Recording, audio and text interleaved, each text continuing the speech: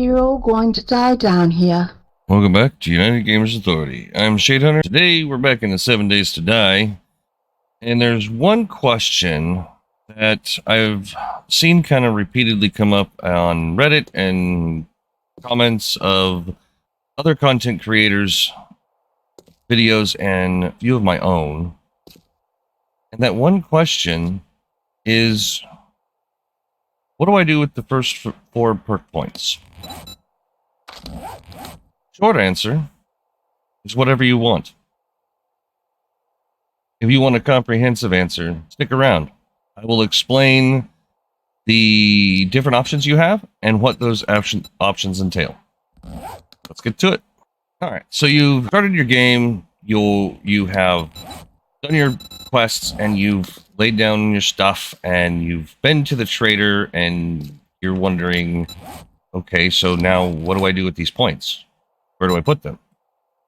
Well, again, it's, your character, your game. You can do whatever you want. However, there's a few directions that may be better than others. I'm going to give a few options that you can do in each tree, and then you could mix and match all you want, because there is almost a limitless number of combinations that you can do. So we'll just go over each attribute and kind of explain what it deals in. So your perception is going to be your rifles, explosives, and spears. That's what the Deadeye is for rifles, Demolitions Expert for explosives, and Spearmaster for spears. And you've got a couple of other things. If you're playing on PvP, the Infiltrator direction might work, but also it can actually help in PvE, because it deals in sneaking over landmines and loose boards. The Animal Tractor will help you find food. The Penetrator perk allows your firearms and archery to ignore armor. Also to, later on, to pass through other enemies and hit enemies behind them. As Lucky Looter and Treasure Hunter and salvage operations for being able to get better loot or more stuff from dismantling things. You have Strength, which deals in shotguns, clubs, hammers, heavy armor, increasing your carry weight, cooking, mining. So if you want to get a perfect build, there is none. The perfect build would be leveling high enough to where you can have every perk on everything and get every book in the game. That's the perfect build, because then you could do everything and you'd be perfect at everything. Most people don't have that kind of time or patience. Fortitude covers fist weapons, machine guns. It helps with hunting and harvesting animals. So if you combine Huntsman, which gives you better harvesting of animals, with Perception and Animal Tracker, you could hunt down animals easier and not go hungry. Well insulated. This helps with withstanding different temperatures. Living off the land is farming. Pain tolerance reduces damage taken. Healing factor is natural healing.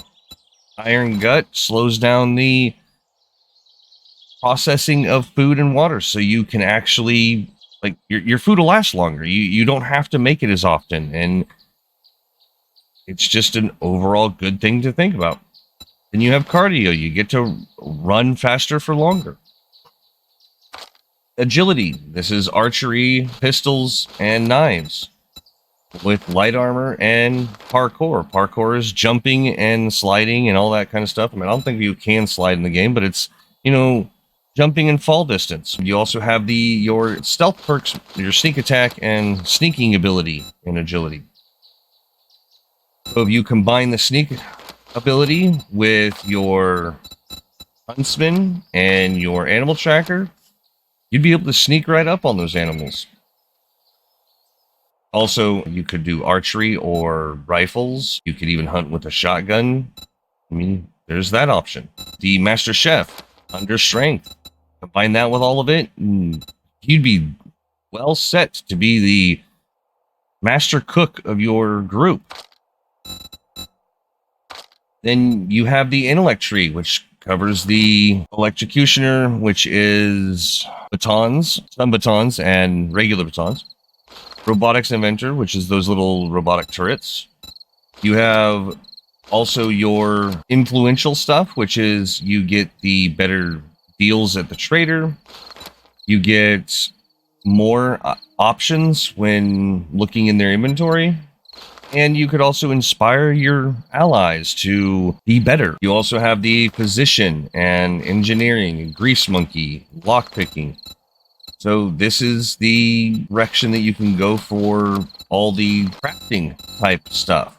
If you take the advanced engineering and max it out, you would basically be crafting everything at a discount and saving materials.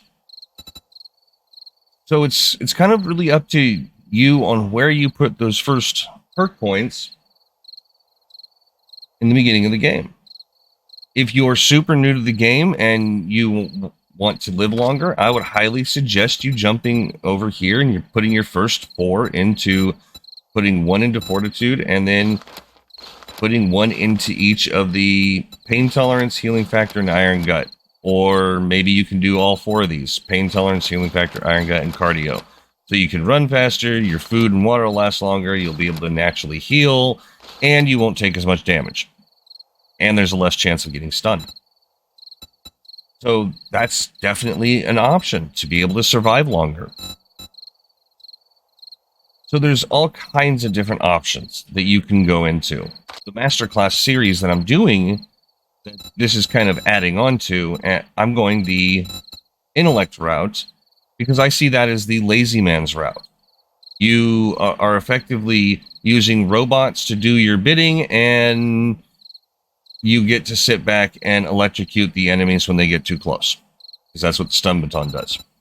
Later on, you'll be picking up different books that will better suit your needs. These are skill books that add to all of your abilities.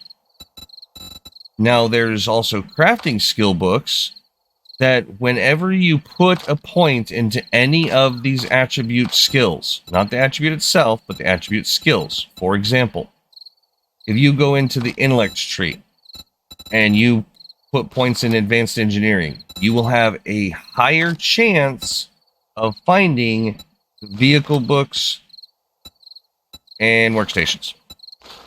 Oh, wait, no. Vehicle books is Grease Monkey. Sorry. Workstations. So the workstations, it even says it on all these. Boost loot odds with advanced engineering and or lockpicking. So if you want to rack up the chance of you being able to make the dew collector, workbench, cement mixer, chemistry station, and crucible, dump everything into workstations.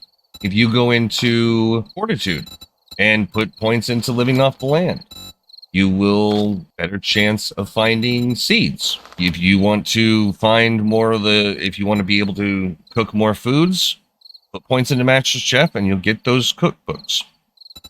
So there's all kinds of different options moving forward.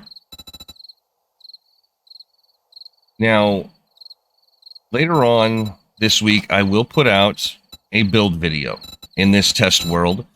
I will go ahead and show what a level 50 build would look like. And yes, you can get up into the crazy numbers, but we're just going to go to level 50 and build out something that you could live with in late game. And I'll explain how you can build those character builds up as you're leveling up in my opinion, the most logical path to take. That is attributes and your first four perk points in a nutshell. Again, it's your game. You do what you want. You play how you want. And you have fun doing it.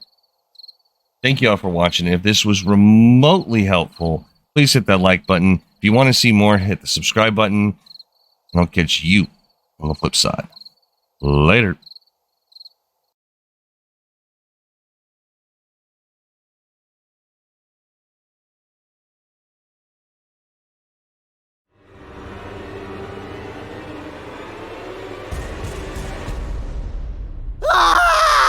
You're all going to die down here.